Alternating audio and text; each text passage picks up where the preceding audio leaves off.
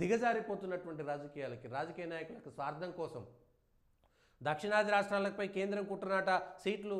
అరే దక్షిణాది రాష్ట్రాల్లో ఇప్పటికి కూడా ఈ 4-5 రాష్ట్రాల్లో లెక్క పెట్టుకుంటే తమిళనాడులో డిఎంకే ఉన్నది, కాంగ్రెస్ లేదు. హైయెస్ట్ ఉన్నది కూడా 40 స్థానాలతోటి ఇవాళ భారతీయ జనతా పార్టీ గెలిచింది ఎక్కువ. ఎన్డీఏకే ఎక్కువ ఉన్నాయి ఇవాళ. అక్కడ 22, ఇక్కడ 8, 30. అక్కడ తమిళనాడు కర్ణాటకలో కలుపుకుంటే, కేరళలో కలుపుకుంటే దక్షిణాది రాష్ట్రాలకు సంబంధించి మీరు చెప్పేటువంటి లెక్క ప్రకారమైనా సరే ఇప్పటికీ ఎన్డీఏ కూటమికే కాంగ్రెస్ కూటమి కంటే అత్యధిక స్థానాలు గెలిచినటువంటి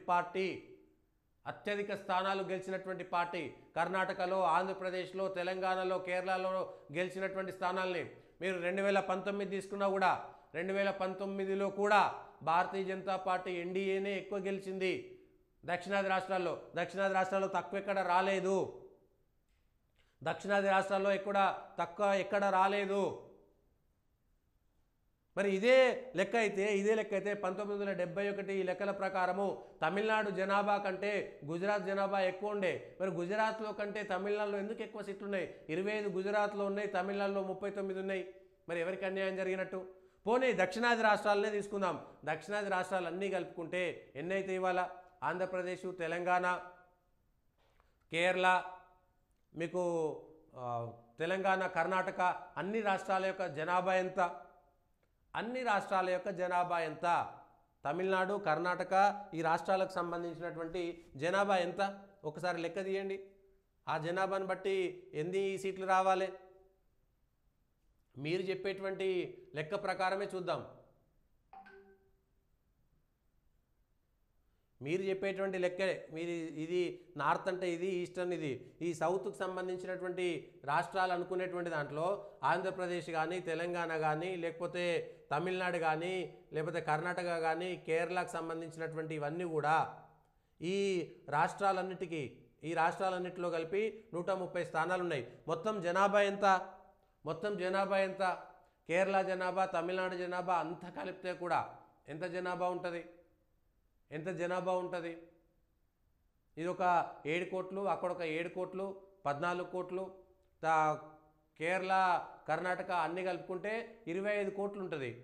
25 కోట్లు ఉన్నటువంటి వాళ్ళకు 130 స్థానాలు ఉన్నాయి. మరి 20 కోట్ల జనాభా ఉన్న ఉత్తరప్రదేశ్కు 80 స్థానాలే ఉన్నాయి కదా, ఆ లెక్కన తీసుకుంటే కూడా. మరి ఉత్తరాఖండ్ వైశాల్యం ఎంత? ఉత్తరాఖండ్ జనాభా ఎంత? హిమాచల్ ప్రదేశ్ వైశాల్యం ఎంత? వాటిని కూడా లెక్క తీసుకోవాలి కదా. గుజరాత్ జనాభా ఎంత? మహారాష్ట్ర జనాభా ఎంత? మహారాష్ట్ర వైశాల్యం ఎంత? మరి ఎందుకు వాళ్ళకి తక్కువ వచ్చినాయి? ఇదంతా కేవలం రాజకీయ నాయకుల యొక్క తమ స్వార్థపూరిత రాజకీయాలే. ఒకవేళ తమిళనాడుకు కేంద్రం నుంచి రావాల్సినయో, తెలంగాణకు రావాల్సినయో కేంద్రం నుంచి తెచ్చుకోవడంలో లేదు. ఏమనంటే మేము పైసలు ఇస్తున్నాం, కేంద్రం ఇవ్వాలి. వీళ్ళ యొక్క తప్పులను కప్పిపుచ్చుకునేందుకు కేంద్రం మీద నెట్టేటువంటి కుట్ర తప్ప ఇంకొకటి కాదు. మాకు ఇది ఇస్తలేరు, మాకు అది ఇస్తలేరు. మీరు అలవిగాని వాగ్దానాలు మీరు ఇస్తున్నారు. మేము అన్నీ ఉచితంగా ఇస్తాం, కొండ మీద కోతను తెస్తాం, మేము ఈ ప్రాజెక్టు కడతాం, లక్షల కోట్లు తీసుకుంటాం, దొబ్బిపోతామని చెప్పేసి మీరు కట్టేటువంటి ప్రాజెక్టులకు, మీరు ఇచ్చేటువంటి హామీలకు వాళ్ళెందుకు బాధ్యత వహిస్తారు? కేంద్రంలో ఉన్నటువంటి వాళ్ళు. ఇవాళ ఏ రాష్ట్రంలో ఎంత జనాభా ఉంది? 1971 జనాభా లెక్కలు తీసుకుందామా, లేకపోతే మిగిలినటువంటి లెక్కలు తీసుకుందామా? ఏ జనాభా లెక్కల ప్రకారం ఎంత ఉంది అనేటువంటి అంశం కూడా ప్లాన్ చేసుకోవాలి కదా. ఏ జనాభా ఎంత ఉంది అనేటువంటిది కూడా ఆ లెక్కలు కూడా తీసుకోవాల్సినటువంటి అవసరం ఉంది. ఆ లెక్కలతోటైనా సరే ఎంత ఉండాలి, ఎంత ఉంది అనేటువంటి లెక్క కూడా రావాలి కదా. గుజరాత్ జనాభా ఎంత? 26 స్థానాలు ఉన్నాయి, 6 కోట్లు, 9% ఏరియాలో ఉంది ఇది.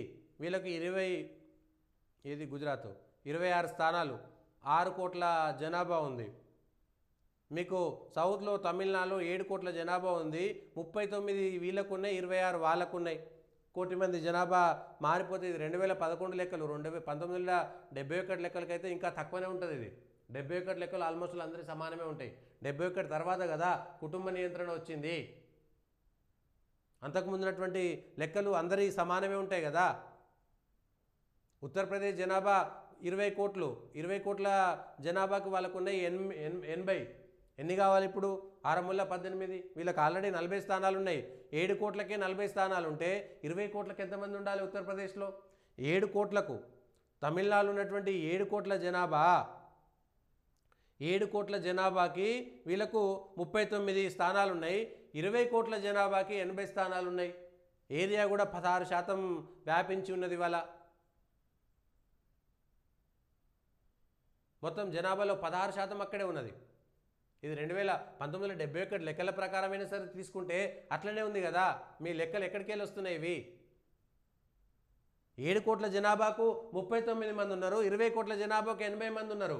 71 తర్వాత అయితే సీట్ల సంఖ్య పెంచలేదు కదా. ఎక్కడ 71 తర్వాత ఎక్కడ సీట్ల సంఖ్య పెంచలేదు కదా. ఇటు నుంచి అటు అటు నుంచి మార్చేది తప్ప సీట్ల సంఖ్యను ఎక్కడ పెంచలేదు కదా. 71 నుంచి కూడా మీకు అవే 39 ఉన్నాయి, వాళ్ళకి 80 ఉన్నాయి కదా. ఆ లెక్కల ప్రకారమే ఇచ్చింది కదా. మరి ఏమైంది ఇవాళ? 20 కోట్ల జనాభా ఉన్నటువంటి వాళ్ళకి ఎట్లా ఇచ్చిర్రు? బీహార్లో 10 కోట్ల జనాభా ఉంటే 40 ఉన్నది సీట్లు. బీహార్కి 10 కోట్ల జనాభా ఉంది. మరి తమిళనాడు 7 కోట్లు ఉన్నటువంటి వాళ్ళకు కూడా 40 స్థానాలు ఉన్నాయి కదా. మరి ఎక్కడ అన్యాయం జరిగింది తమిళనాడుకి? 10 కోట్ల జనాభా ఉన్నటువంటి బీహార్కు 40 స్థానాలు ఉన్నాయి, తమిళనాడుకు 39 స్థానాలు ఉన్నాయి. మరి ఎక్కడ అన్యాయం జరిగింది? 7 కోట్లు ఉన్నటువంటి వాళ్ళకు 39 ఉంటే అన్యాయం ఎక్కడ జరిగినట్టు లెక్క? మరి ఆల్రెడీ వాళ్ళకి అన్యాయం జరిగినట్టే కదా. ఈ లెక్కను చూస్తే వాళ్ళకి అంతకుముందే అన్యాయం జరిగినట్టు కదా. ఈ అన్యాయం ఎందుకు జరిగింది? మరి ఈ అన్యాయం ఎందుకు జరిగింది? దీనిపైన కూడా క్లారిటీ రావాలి కదా. 3 కోట్ల జనాభా ఉన్నటువంటి కేరళకి 20 స్థానాలు ఉన్నాయి. 3 కోట్ల జనాభా ఉన్నటువంటి అస్సాంకు 14 స్థానాలు మాత్రమే ఎందుకున్నాయి? 3 కోట్ల జనాభా ఉన్నటువంటి కేరళకి 20 స్థానాలు ఉన్నాయి. మరి 3 కోట్ల జనాభా ఉన్నటువంటి అస్సాంకి 14 స్థానాలు ఎందుకున్నాయి? మరి అస్సాం 6 స్థానాలను ఎందుకు కోల్పోయింది? అస్సాం 6 స్థానాలను ఎందుకు కోల్పోయింది? 14 స్థానాలకు 6 స్థానాలు 20 స్థానాలకు కేరళతో పోల్చుకుంటే రావాలి కదా. కేరళతో పోల్చుకుంటే రావాలి కదా. 6 కోట్ల జనాభా ఉన్నటువంటి కర్ణాటకకేమో 28 స్థానాలా, 7 కోట్ల జనాభా ఉన్నటువంటి తమిళనాడుకేమో 38 స్థానాలా? ఎట్లా వస్తాయి అట్లా? 6 కోట్ల జనాభా ఉంటే 28, 7 కోట్ల జనాభా ఉంటే 39. కర్ణాటక తమిళనాడే లెక్కేసుకుందాం. కర్ణాటకలో 28 స్థానాలు ఉన్నాయి, 6 కోట్ల 10 లక్షల జనాభా, 7 కోట్ల 20 లక్షల జనాభా. 1 కోటి మందికి ఎందుకు మారింది ఇంత జనాభా? 28, 39 ఎందుకు మారింది ఇవాళ? ఒకసారి అర్థం చేసుకోండి. ఇవాళ ఈ అంశాలపైనే క్లారిటీ రావాల్సినటువంటి అవసరం ఉంది. ఉమ్మడి ఆంధ్రప్రదేశ్ ఉన్నప్పుడు కూడా 7 కోట్ల జనాభా 8 కోట్ల జనాభా ఉన్నటువంటి వాళ్ళకి 40 స్థానాలు ఉన్నాయి, 7 కోట్ల జనాభా ఉన్నటువంటి వాళ్ళకు 39 స్థానాలు ఉన్నాయి. మరి ఏంది ఇదంతా? ఎందుకు ఈ అన్యాయం జరిగింది? మధ్యప్రదేశ్లో 7 కోట్ల 26 లక్షల మంది ఉన్నారు, కానీ మధ్యప్రదేశ్లో 29 స్థానాలు ఉన్నాయి. 7 కోట్ల 21 లక్షలు ఉన్నటువంటి తమిళనాడుకి 39 స్థానాలు ఎందుకున్నాయి? మధ్యప్రదేశ్లో 7 కోట్ల 26 లక్షల మంది ఉన్నారు. మధ్యప్రదేశ్లో 7 కోట్ల 26 లక్షల మంది ఉన్నారు. మరి తమిళనాడులో 7 కోట్ల 21 లక్షల మంది ఉంటే 39 స్థానాలు ఎందుకున్నాయి? ప్రజలారా అర్థం చేసుకోండి. వీళ్ళు కేవలం రాజకీయం చేస్తున్నారా లేదా అనేటువంటి విషయాన్ని మనం ఇక్కడ ఒకసారి అర్థం చేసుకోవాల్సినటువంటి అవసరం ఉంది. ఎక్కువ చేస్తే ఇది అక్షరాలు కనబడతలేవు కాబట్టి. తమిళనాడులో 7 కోట్లు ఉన్నాయి, కర్ణాటకలో 6 కోట్లు ఉంటే 28 స్థానాలు ఉన్నాయి. కర్ణాటకలో 6 కోట్ల 10, రాజస్థాన్లో 6 కోట్ల 85 లక్షలు ఉంటే 25 స్థానాలు ఎందుకున్నాయి? అర్థం చేసుకోవాల్సింది ప్రజలే.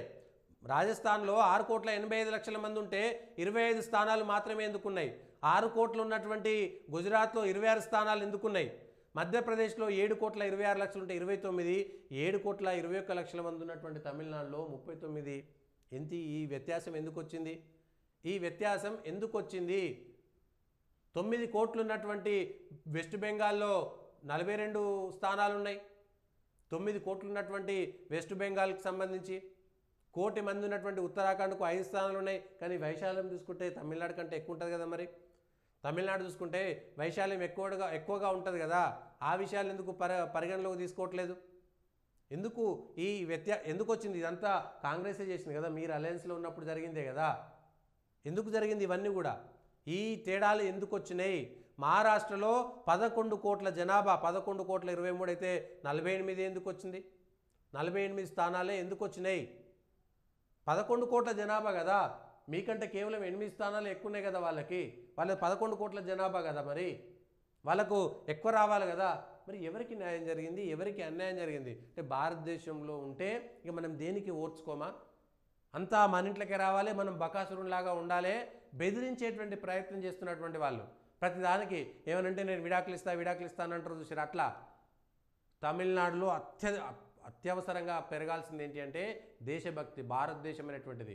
ఈ ద్రవిడ అనేటువంటి పేరు చెప్పుకొని అసలు ద్రవిడ అనేటువంటిది ఆర్య ద్రవిడ లేదు.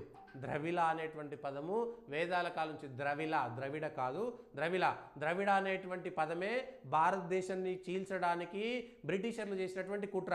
ఆ బ్రిటిషర్ల ముడ్డి నాకేటువంటి వాళ్ళు ఇప్పటికీ ఆర్య ద్రవిడ అని మాట్లాడుతుంటాడు. వానికి తోక తెలియదు, తొండం తెలియదు. ఇంతకంటే దరిద్రమైనటువంటి భావన ఇంకొక లేదు. ద్రవిడ సిద్ధాంతం తీసుకొచ్చిందే భారతదేశాన్ని చీల్చేటువంటి కుట్ర. ఆ చీల్చేటువంటి దాంట్లో 75 ఏళ్ళ నుంచి ఏం జరుగుతుంది? ఇవాళ తమిళనాడులో అత్యధిక అవసరమైతే ఒక 10 ఏళ్ళు మొత్తం కేంద్ర ప్రభుత్వ పాలన పెట్టేది తమిళనాడులో పెట్టేసి ఈ దరిద్రుల యొక్క మొత్తం దరిద్రాన్ని పెట్టేసి ఒక్కొక్కడు కోట్ల రూపాయలు ఎట్లా సంపాదించిండో వాళ్ళందరి మీద ఈడీల కేసులు పెడితే అందరు బయటపడతారు కొడుకులు. రాజకీయ నాయకులకు దేశం కంటే మీ వ్యక్తిగత స్వార్థం ఎక్కువైపోయినా అది. ఇది తమిళనాడుకు సంబంధించినటువంటి ఇష్యూ.